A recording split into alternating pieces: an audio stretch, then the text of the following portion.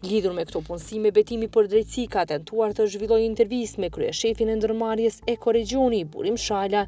Mirë po i njëjti ashtu sikurse në hulumtimin për kurtisjen e tenderit afër 400.000 euro për kamion dhe autofshes, ka refuzuar ballafaqimin, duke kërkuar që çdo pyetje t'i drejtohet me shkrim.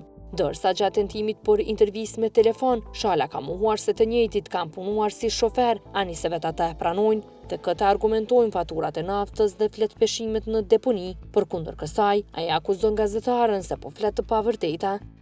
Nuk ka mundësi bëj intervistë. Çka të bën çë më mirë? A mundesh më tregu pse nuk keni shpall për 2 vjet konkurs për shofer, po vetëm për punëtor fizik? E mandej punëtor fizik i keni përdorur për shofer? Jo, s'është vërtet. Ti dërgoj çështje dokumentacionit edhe shofis, atin që më fol pa vërteta. Mirë?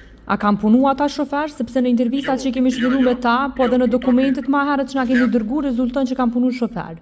Ata kanë punu punëtor fizik, mas 8 muaj, mas 1 vjet, 2 punës, mas 6 muaj, kemi vendim më zanë, u do të shofer, kemi hapur kursin më anshëm. Janë sistemu si shofer, gjithçka ka qenë okay, çfarë dokumentacion të kërkuat, ti japim çfarë dokumentacion e